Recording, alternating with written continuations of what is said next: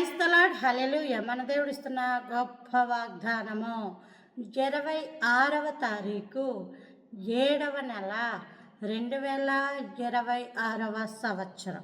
మన దేవుడు ఇస్తున్న చక్కటి మాట యెహోషువ గ్రంథము 1వ అధ్యాయము 5వ వచనం. నీవు బ్రతుకు దినములన్నిటను ఏ మనుష్యుడును నీ ఎదుట నిలువలేకయుండును. హల్లెలూయా.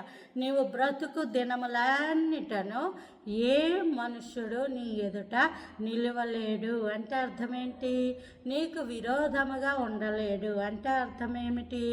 నీవు దేవునితో ఉన్నప్పుడు నీకు విరోధంగా రూపొందింపబడిన ఏ ఆయుధమైనను వర్ధిల్లదు. ఇది నాయకత్వ లక్షణాలు. ఏ ఇంట్లో అన్నా సరే విరోధంగా ఉన్న వాళ్ళు ఉంటారు. భర్తకి భార్య, భార్యకి భర్త, పిల్లలకి తల్లిదండ్రులకి పిల్లలు, ఏవో చిన్న చిన్న కుటుంబ తగాదాలు ఏవేవో ఉండడం పెద్ద విశేషమేం కాదు.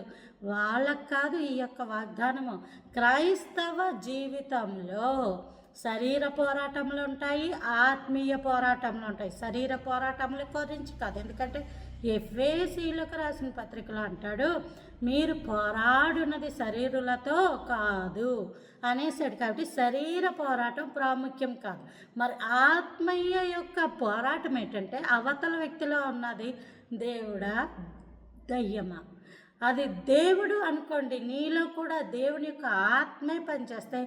రెండు ఒకటే కనుక ఏకాత్మ, ఏక అభిప్రాయం, ఏక మనస్సు ఉంటాయి.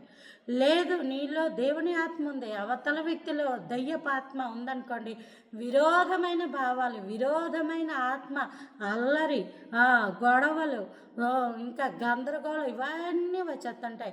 అప్పుడేం చేయాలి? నీకు విరోధముగా ఏ మనుష్యుడును నిలువనేరడన్న వాగ్దానమును ఎత్తిపెట్టుకోవాలి.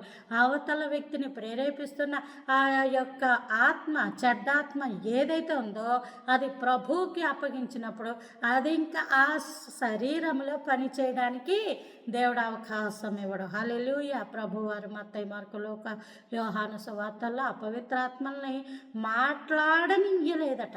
మనం మాట్లాడనీయకూడదు, ఎందుకంటే అవి మాట్లాడే అంటే చాలా భయంకరంగా ఉంటాయి. కానీ మాట్లాడనీయకూడదు. వాళ్ళు మాట్లాడుతున్న మాటలు వినడమా వినకపోవడమా అన్నది పక్కన పెట్టండి, మాట్లాడనీయకూడదు. కాబట్టి ఏ మనుషుడు నీకు విరోధంగా ఉండి మాట్లాడడానికి కూడా అవకాశము దేవుడు ఇవ్వకుండా నిన్ను తన కృపలో కంచెలో దాచును కాక. ఆమేన్.